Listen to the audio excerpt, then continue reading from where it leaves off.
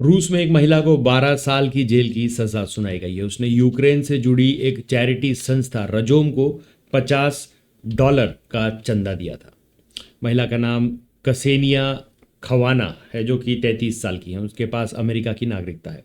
कसेनिया को इस साल फरवरी में रूसी शहर येकातेरिनबर्ग से गिरफ्तार किया गया था। यह मॉस्को से 1600 किलोमीटर से दूर पूर्व में स्थित है।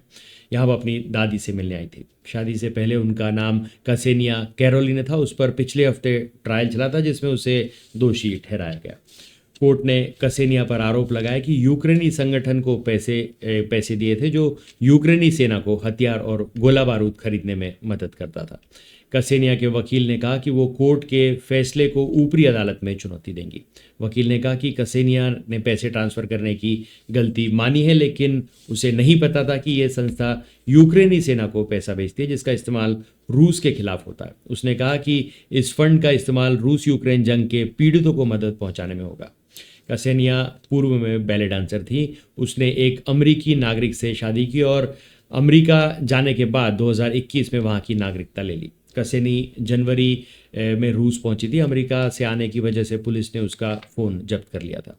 पुलिस को फ़ोन में फंडिंग का सबूत मिला था। वहीं अमेरिका से वापस लौटने वाली थी, लेकिन इससे पहले ही उन्हें गिरफ्तार कर लिया गया। उन पर देशद्रोह का आरोप लगाया गया। बाइडेन सरकार ने नेशनल सिक्योरिटी प्रवक्ता जॉन किर्बी के ने खवाना की सज़ा की निंदा की। उन्होंने कहा कि अमरीकी अधिकारी खवाना के मामले की जांच कर रहे हैं। उन्होंने कहा कि सिर्फ $50 दान देने के लिए किसी को देशद्रोही कहना और उसे 12 साल की सज़ा देना बेतुका है। कसेनिया के पति क्रिस ने CNN से कहा कि वे इस फैसले से हैरान है।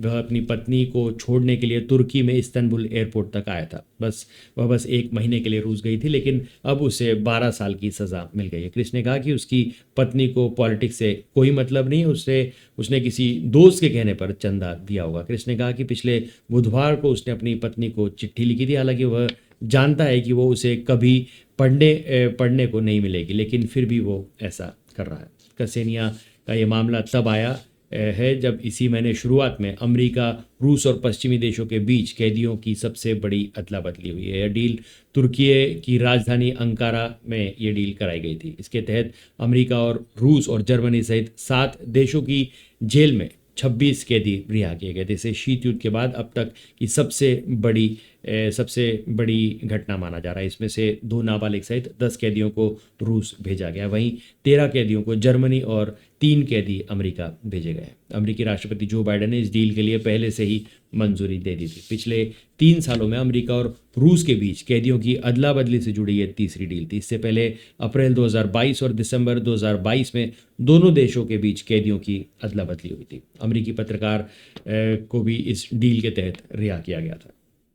रूस ने पिछले साल मार्च में अमेरिकी खुफिया एजेंसी CIA के लिए जासूसी करने के आरोप में ईवान को गिरफ्तार किया था। ईवान को 16 साल की जेल की सज़ा सुनाई गई थी। ईवान के अलावा 2 और अमेरिकी नागरिक रूस से रिहा हुए थे। इसमें 6 अमेरिका नौसेना में शामिल रहे और एक रेडियो जर्नलिस्ट अल्सू कुर्माशेवा भी थे। पॉल वेहलन को रूस ने 2018 में जासूसी करने के लिए मॉस्को के एक होटल से गिरफ्तार किया था। वहीं रेडियो जर्नलिस्ट अल्सू को रूसी सेना के बारे में फेक न्यूज़ फैलाने के आरोप में गिरफ्तार किया था।